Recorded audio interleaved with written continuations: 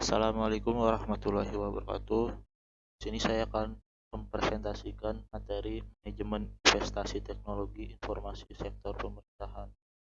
Nama Agung Setiawan, Prodi Sistem Informasi semester 4, NIM 423210004. Agenda yang pertama ada jenis manfaat TI untuk organisasi, pihak-pihak dalam perencanaan anggaran, mengelompokkan jenis investasi TI dalam model portofolio, pengelolaan risiko dalam investasi TI, pembuatan bisnis case berikut ukuran keberhasilannya, strategic flexibility dalam investasi TI, teknik pemilihan dan priorisasi kandidat proyek-proyek investasi sektor pemerintahan, monitoring dan evaluasi investasi. Manfaat investasi IT memungkinkan perusahaan Anda lebih maju dalam bidang teknologi informasi dan hal ini akan meningkatkan daya saing Anda dengan kompetitor. Berinvestasi di bidang IT dapat membantu proses mulai dari mengotomasi tugas-tugas manual hingga menggunakan data dengan lebih baik dan aman. Pihak-pihak dan proses perencanaan dan evaluasi anggaran pemerintahan. Satuan Kerja Teknologi Informasi, Sekretariat Direktorat Jenderal, Sekretariat Jenderal Kementerian atau lembaga DJ Anggaran, Dewan Perwakilan Rakyat, kementerian atau lembaga DJ Pembendaharaan, Inspektorat Jenderal, Badan Pemeriksa Keuangan. Idealnya ada komite pengarah TI pada level kementerian atau lembaga yang terdiri dari business manager dan kurung pejabat dari setiap eselon 2 atau wakil, termasuk wakil pengguna yang juga menetapkan kesepakatan investasi bersama. Ada pitfall saat perencanaan, model birokrasi vertikal tidak memperhatikan hubungan relasi horizontal.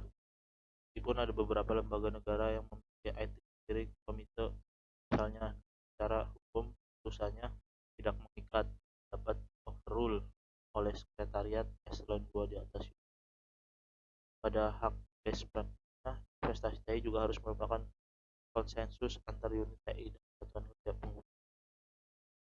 Manajemen portofolio, bagian atas kelompok proyek yang investasi sudah disetujui dan yang belum berdasarkan wajib atau tidak. Dalam konteks pemerintahan, biasanya kepatuhan terhadap seluruh jenjang peraturan perundangan menjadi hal yang utama atau wajib mandatori.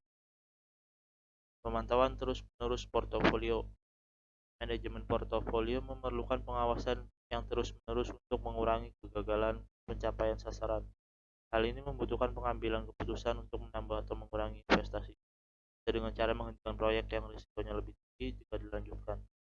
Catatan harus diusulkan kepada pemerintah bahwa mungkin ada faktor baru yang muncul saat implementasi asumsi. Faktor kunci dalam manajemen portofolio yang berkelanjutan adalah memahami sejauh mana setiap proyek berjalan dapat berkontribusi pada penciptaan nilai. Sekali lagi juga mengingat bahwa keadaan lingkungan bisa berubah dalam siklus hidup proyek dan keadaan menjadi tidak sama saat proses buat. Pendekatan CBA dalam institusi pemerintahan. Dalam institusi pemerintahan tidak mengenal adanya ROI dalam investasi proyek. Proyek dikerjakan karena pada dasarnya sesuai dengan arahan strategi. Pendekatan CBA cost benefit analysis yang akan kami jelaskan selanjutnya diturunkan dari model information economic Parker Hall 8. Namun model disederhanakan dan disesuaikan dengan kebutuhan institusi atau lembaga dengan memfokuskan pada analisis non finansial. Analisa CBA finansial sedangkan dari model karena dalam institusi pemerintahan diperhatikan adalah masalah ketersediaan anggaran. Selanjutnya model CBA non finansial ini akan dibentuk dengan nama model investasi TI pemerintahan. Mengumpul penggunaan NITIP. NITIP dipergunakan dalam memilih proyek-proyek mana yang diprioritaskan akan dijalankan. Jadi sebelum menggunakan NITIP harus sudah ada daftar kandidat proyek-proyek, misalnya proyek-proyek, tabel analisa kesedaran. Urutan prioritas proyek yang dihasilkan NITIP dapat salah satu dasar utama pemprioritasan proyek. Dari daftar prioritas proyek-proyek itu bisa dirapi kembali di metode project rewrite method dan kali method. Sekedar untuk catatan, mirip buat sudah jadi investasi.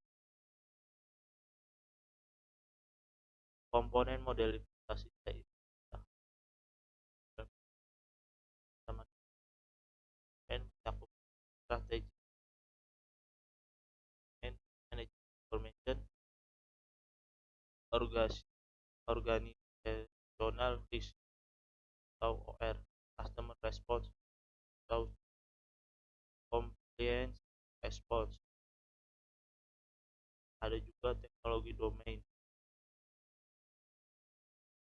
IS arsitektur, IT infrastruktur, arsitektur, technical,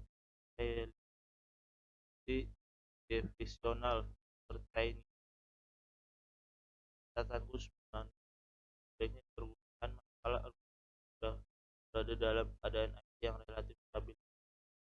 Bagi organisasi yang TI-nya baru dikembangkan, baik pada pengembangan infrastruktur atau prasyarat.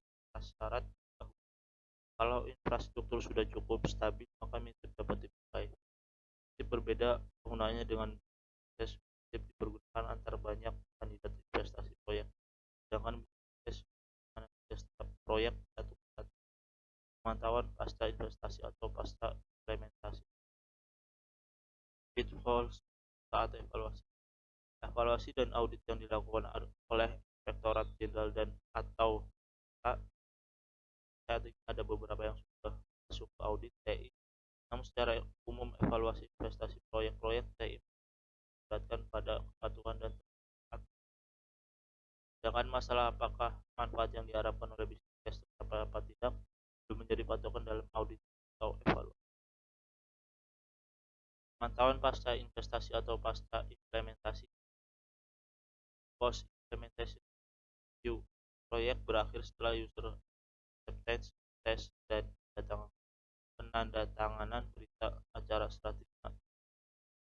Namun post implementation review salah satunya berguna untuk mengukur apakah manfaat yang dijanjikan di business case tercapai atau tidak.